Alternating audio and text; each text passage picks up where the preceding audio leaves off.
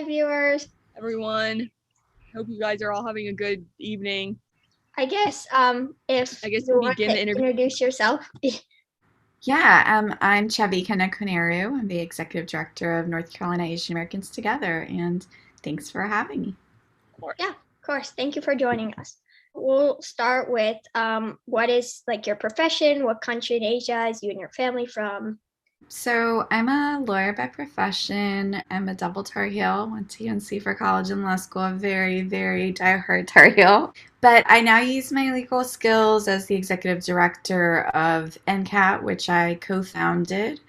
It's an organization focused on increasing civic engagement for the Pan-Asian community, and we are currently the only social justice organization focused on the Asian American community in North Carolina. That's great. And what country is my family from? So my family is from northern India, a region called Punjab. And my partner's family is from a southern region. He's Telugu, and his family's from around Hyderabad. So part of the reason that I use my full name, Chevkana Koneru, is that it represents my family's background, and Koneru represents his. To continue on with the who are you, could you tell us a little bit about your organization? Yeah, absolutely. North Carolina Asian Americans Together, call it NCAT for short. Like I mentioned, it's a social justice organization focused on anyone who identifies as Asian American or Asian anywhere across the state of North Carolina. We have 12 staff members, most of whom focus on our program areas, which include community engagement, voter engagement, and youth engagement. And our youth engagement program is probably our strongest program. We've got some really wonderful folks involved in terms of our Youth Leadership Institute. We have interns every session, and we're just really excited about our program. That's great. And it's great that you're bringing in the youth too. So how did the idea like an organization for this come about, and how do you start an organization like this? Yeah, so the idea came because I was talking to some other people that I was working with at the time. All of us had grown up mostly in North Carolina, and then we had left the state for work or school, whatever, and come back. And we could see, it wasn't just looking at statistics, we could see that the population of Asian Americans in the state and in the Triangle in particular had grown. And that was really exciting. And we wanted to help increase representation. And given that my personal background in voting rights law, it seemed like civic engagement and increased voter engagement was the way to do it. So that's kind of how we started working on it. We didn't anticipate necessarily that it was going to turn into an organization, but it was because the community was so excited about it and there wasn't anyone else doing this work. In terms of turning into an actual organization, I mean, it helps know the legal elements of being able to set up a corporation and then file for. We're a 501c3 organization, and so that's a federal tax status that allows people to donate to us as a charity, and that's part of becoming an official nonprofit organization. So there's all those steps, but they're not that hard, and I totally encourage anyone who has an idea and who wants to, form their own nonprofit to go for it. Speaking of the nonprofit, how do you keep it running in the beginning as the time goes on? I would imagine it kind of gets less complicated with everything you have to do. It doesn't actually. But I think it's also because this is a growing community, it's a growing population, and so we're always responding to there's always something happening, and we're always sort of responding to it with the perspective of our community. In terms of keeping it running, I mean, I think we're fortunate that we have really great staff, and we have a lot of the reason I mention youth also is that a lot of our staff are, and that's part of what keeps the organization growing and energized. And we do want it to keep growing. We want it to be representative of all the 40 different ethnicities in the state of North Carolina. So what is like, if there is one, what is like a typical day for you when running NCAT? Yeah, so that is probably what I love the most about my job at NCAT is that it's not a typical day ever. My most boring day is probably when I have back-to-back Zoom meetings all day. But most of the time, there's a great mix of talking to community members, talking to funders. And the reason I enjoy that is that a lot of people just don't know much about the Asian American community in North Carolina. There's this perception that there aren't Asian Americans in the South or in North Carolina. So I really enjoy that education piece. We do some legal work as well. We help folks with naturalization and we do some policy advocacy. So I feel like, we get to do a whole lot of things. We work a lot with other nonprofits in both racial and ethnic diverse coalitions. So there's always something that is exciting that makes you like motivated to get up and go to work in the morning. And that is why I feel so fortunate to have this job. We'll move on to the more about the like hate crimes and stuff aspect of this discussion. So we'll start as a basis. What is the Asian American and I guess Pacific Carolina? Yeah, so I'll start by saying that the term AAPI is a term that is used across the country, but one that we intentionally do not use anymore because it's really reflective of the very diverse Pacific Islander communities. But what I can say is in terms of the Asian American community, as I mentioned, there's over 40 ethnicities across the state. There are over 20 different languages spoken. And we're home to some of the Southeast Asian refugee communities. We are one of the states with the largest Hmong population. We have a diversity of South Asian populations. There's, people use South Asian synonymously with Indian American, and that limits it because South Asian actually includes Pakistani Americans and Nepali and all those. And there's a huge Filipino community here as well. So do you focus on hate crimes at all in your organization? We do, yeah. We focus on whatever is impacting the community the most. And as we all know, over the past year, there has been a spotlight on the hate that has somewhat increased because of the pandemic for the community. Okay, so what is the root of Asian American hate, if there is one? Like, this is like in the past year, way in the past? I think in general, the root is probably a lack of education. I think that ultimately, no matter what race or ethnicity we have more similarities than differences. And as we to see the humanity in each other, and that's like the root of a lot of the hate. There's obviously a long history there, and what I can say is in the past year, obviously political rhetoric that has blamed or scapegoated the East Asian community as the cause of the pandemic has increased hate towards anyone who's perceived to be East Asian. And we're seeing that in terms of businesses getting impacted. There's just something that happened in Cary today or yesterday, where a bakery was broken into. And so I think that it's obviously horrible those things are happening. I think it's important to use this moment where people are paying more attention to educate and to talk to people about who their neighbors are and what's going on in their own state. I really like the aspect of humanity that you brought into there. And moving on from like the root to like the tree itself, what does a hate crime, Asian American hate crime, or just in general, like look like?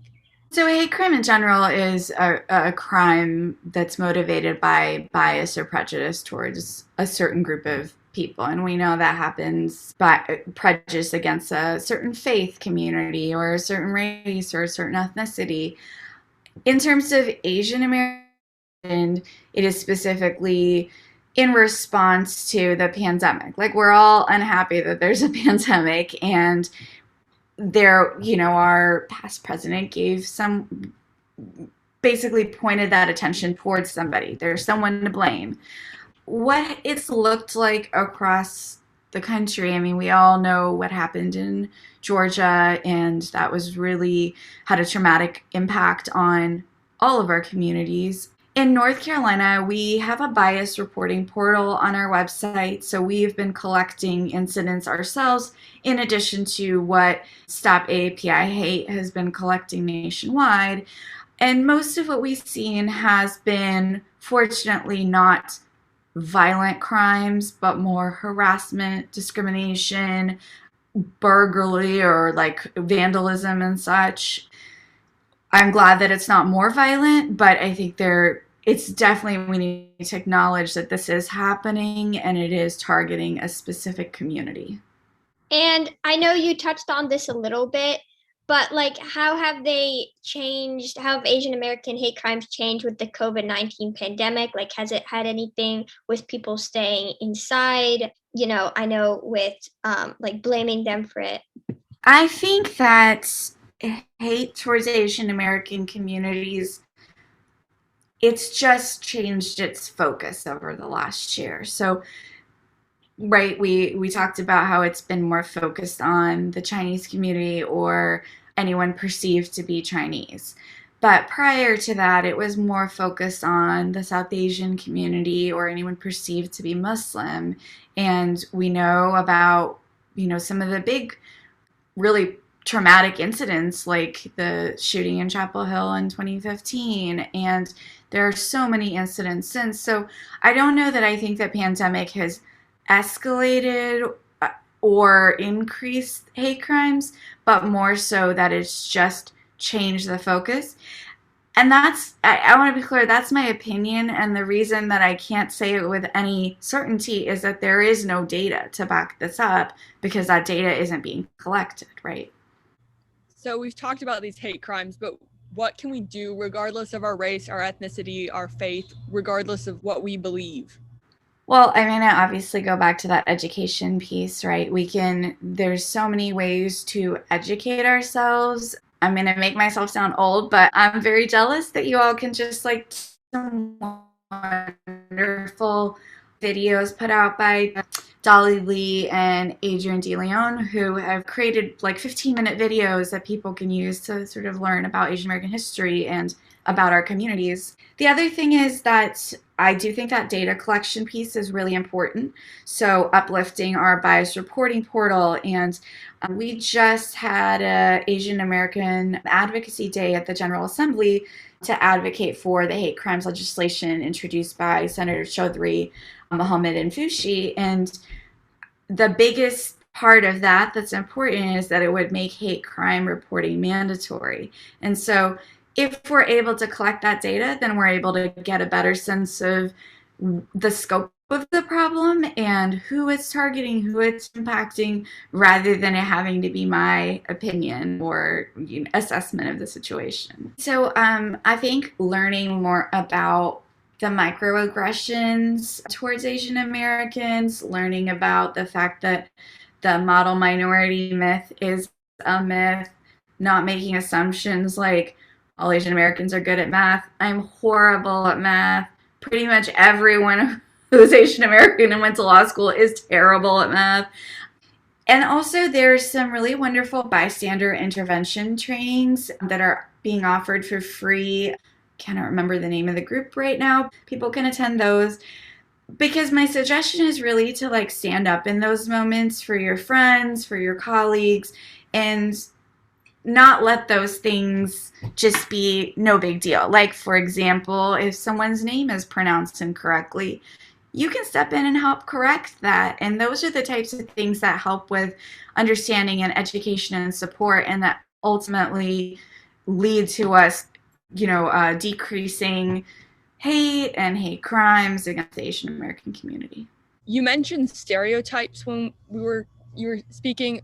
How do those play into like hate crimes in general and towards the Asian American community? Yeah, so the biggest one is what I mentioned, which is the model minority myth, right? And the model minority myth was a phrase, an idea created to stereotype the Japanese American community in particular. And it has become the way that Asian Americans are perceived. And it holds back the community in the sense that it makes us feel like we shouldn't be outspoken. It makes us feel like we shouldn't be seen in certain careers because it would take us further away from this stereotype of being the good minority, the one that follows the rules, that does well and is affluent because of it. And all those things impact us because what they do is maybe it benefits, let's say, someone that looks like me, right? And I can say, oh, well, we don't support affirmative action, let's say, or something like that because we're doing fine. But what it does is it holds back other ethnicities within our community who may not have the same education levels or the same socioeconomic levels. And so it's really, really important to like address these stereotypes so that it doesn't paint an entire very, very diverse community with one paintbrush. Kind of like a follow-up to what you said about representing such a large community, like what are the benefits and like what are like the hard parts? Because Asia is such a large community, it's such a diverse community. And so how do you represent this? Yeah, that's a good question. So I like to make clear we are an organization that represents the Pan-Asian community, is that we support the idea of the Asian American political identity. And the term Asian American was coined by an activist to be a political identity. So if you think about the demographic of North Carolina, if just one ethnic group within the Asian American community were to say lobby in the legislature or vote for a particular candidate, we wouldn't be able to make an impact. But together, we can. Together, we are the swing vote in several counties and certain races and such. But in terms of the actual community, we are very, very diverse, and it is important to look at all those different ethnicities separately. So the types of things we do are we have a community partners network, and it's made up of social and cultural organizations of different ethnicities that come together once a month to talk about issues, plan events together, and it allows us to celebrate the diversity while still having that common thread, right? We're also very intentional about the diversity on our staff and on our board and in our work. We translate everything in at least 8 languages to try to reach as many communities as possible. I wish we could do them all, but we can't. I have a question to kind of wrap up what you've said. Do you have any suggestions on resources for people who want to learn more? Because obviously this interview is not going to cover everything. I would direct people to our website. It's www.ncaat.org. And there's resource pages on our website. There's ways to get involved. We have so many monthly workshops on different issue areas, one workshop or in one interview, but it's a start, and it's good that we're talking about these things. And if people have additional questions, we are always happy to talk to anyone in the community. So we encourage them to reach out via our website. Our contact email is contact@ncaatogether.org. And yeah, I'm happy for anyone to ever contact me as a resource. Well, our viewers will definitely, hopefully you'll check that out. And lastly, how can our readers contribute or help to your organization? What can they do, whether it's like volunteering, donating? So again, our website is www.ncaat.org. There's a link in the upper right corner to donate. We have a ton of volunteer opportunities, and we have opportunities that are specific to youth and also specific to older community members. So there's lots of ways of getting involved. Just encourage people to go to our website and check it out. All right, sounds good. And with that, if Adalia, do you have any other follow-up questions? I think this is a great beginning. Yes. You don't reach out and learn more. Yes. Yeah, I would love to continue talking at any point. Thank you so much for the opportunity. Yes, thank you. Thank you everyone for watching, and we'll see you in our next video.